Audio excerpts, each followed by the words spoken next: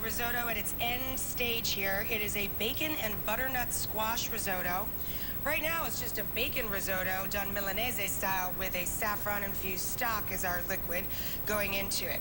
Now it's about to become a butternut squash risotto because we're going to take half of our roasted butternut squash. We had little dice on those. Salt, pepper, nutmeg, drizzle of thyme, roast them. So we've got half of that turned into a puree that we're going to stir into the risotto the last minute or two it's on the stovetop.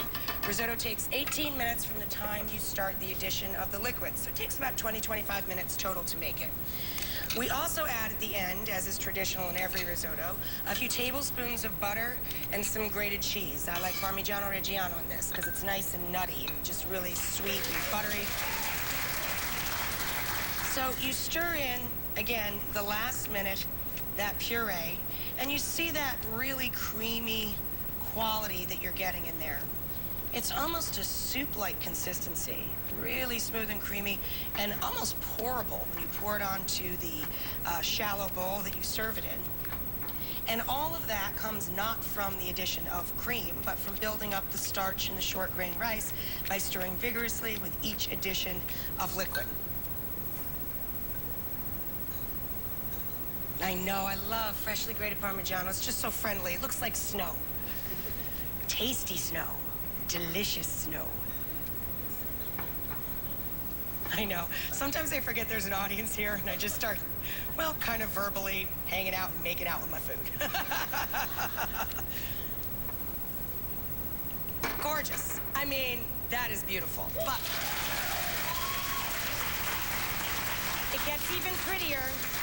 So you take your butternut squash risotto, like that's a big enough portion for a first course, a preemie.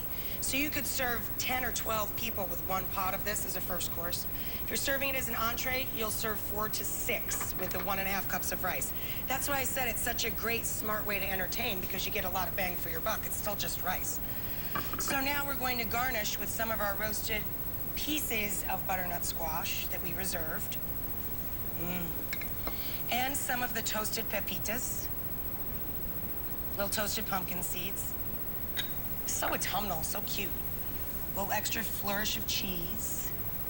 And then you take your leftover. This is so great. Every time you make risotto, doesn't matter what kind, write on a freezer-safe plastic food storage bag which type of risotto it is. Take any little bit you have left over and keep it in the freezer. The next time you throw a cocktail party, defrost it, and when it's pliable, roll it into little balls. Then bread it. Flour, egg, breadcrumb. I do flour, egg, breadcrumb with a little bit of Parmigiano cheese in it. And then you fry them up and they become these guys. They're called arancini. They look like little oranges. That's what it means in Italian. They are delicious. So you fry them up in oil. Fabulous. So good at the cocktail party. So we wanted to give one more shout out to HP. You know, they helped us build the faux canvas artwork in our gallery today. And thanks again to our viewers who sent in all their fun pictures. So these canvases that you can make out of your own photographs start at just around 20 bucks.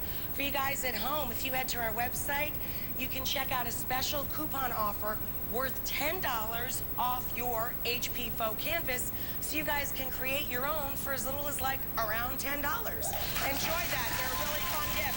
We'll see you when we see everybody. Bye-bye.